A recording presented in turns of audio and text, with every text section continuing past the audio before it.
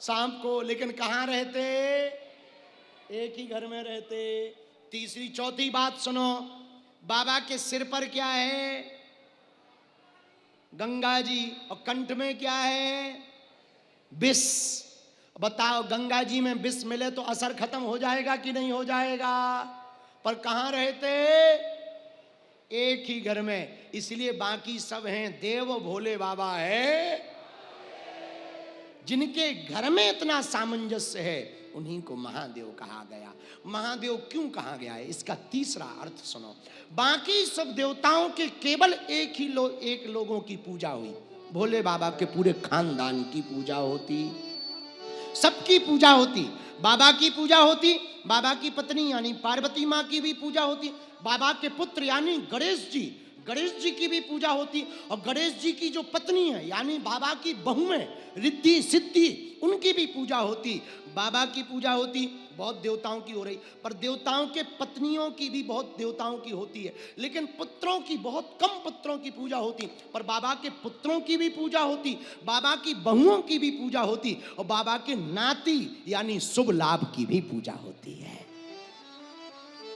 इसलिए सब हैं देव, भोले बाबा हैं। उन्हीं महादेव के अवतारी कौन हैं?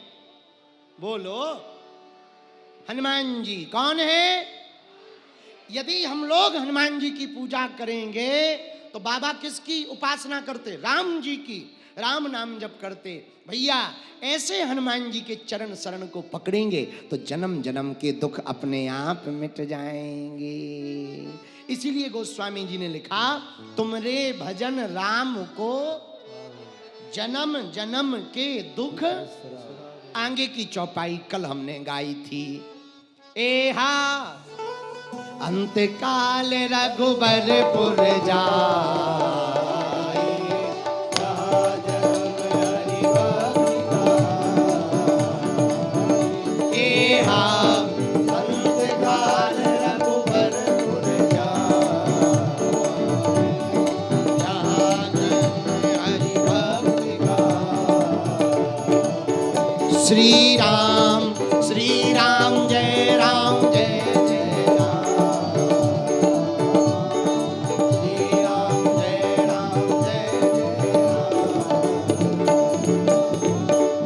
जो भी हनुमान जी की भक्ति करेगा वो अंत काल में कहाँ जाएगा?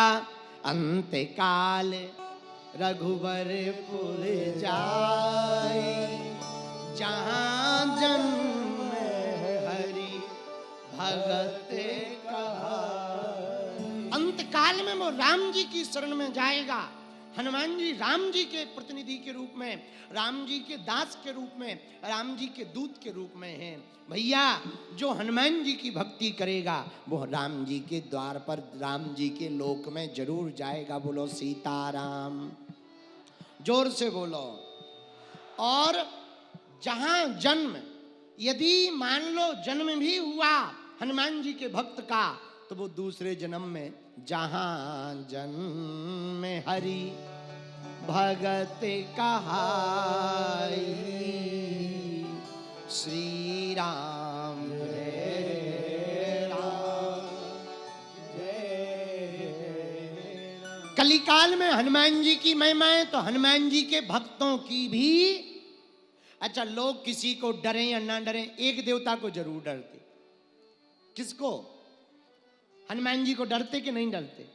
अच्छा, आदमी तो आदमी, भूत भी डरते हैं। जिंदा की तो छोड़ो, मरे भी किसको डरते हैं? जब तुलसीदास जी, आहा कथा सुनो, तुलसीदास जी रोज लोटा लेकर के जाएं, समझ जाओ, पेट खाली करने। लोटा लेके रोज पेट खाली करने जाएं तुलसीदास जी, लोटा ले जाएं, जो पानी बचे वो एक पेड़ में डाल दें। रोज एक ही नियम, लोटा लें, सुबह सुबह जाएं, पेट खाली करें, जो पानी बचे वो एक पेड़ में डाल दें। एक दिन पानी पेड़ में डाला, एक प्रेत प्रकट हो गया। बाबा, तुलसीदास जी डरा गए। भाई तुम कौन हो? महाराज हम प्रेत हैं, प्रेत, भूत हैं, भूत। तुलसीदास जी बोले, तुम क्यों प्रकट हुए?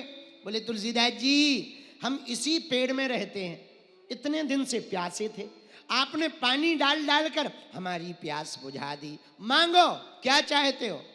तुलसीदास जी बोले, हमें राम जी से मिलना है। रास्ता बताओ। भूत बोला राम जी से ही मिलवाते होते तो भूत बने होते। इतना ही जानते होते, इतने ही अच्छे होते तो क्या हम प्रेत बने होते, भगत ना बने होते, भक्त बन जाते। तुलसीदास जी बोले फिर हमें कुछ नहीं चाहिए। प्रेत बोला कुछ भी मांगो, हम तुम्हें मोहरे दे दें, सोना दे दें, चांदी दे दें, शक्तियां दे दें। तुलसीदास जी बोले हमें तो राम जी ही चाहिए। क्यों? तुलसीदास जी की आंखों में आंसू आ गए। अखियां हरि दर्शन की प्यासी, ये अखियां हरि दर्शन की प्यास, निस दिन रहत उदासी। भैया हमें कुछ नहीं चाहिए। क्यों नहीं चाहिए? बोले देखो घरवाली हम छोड़ ही आए। क्यों छोड़ दी? तुलसीदास जी बोले छोड़ दी, वो तो हमारी गुरु है, गुरु। तो प्रेत बोला कैसे गुरु है? बोले क्या बताएं, एक दिन घरवाली चली गई मायके, हम इतना प्रेम करते थे। अच्छा, नए नए विवाह के बाद प्रेम होता ही है।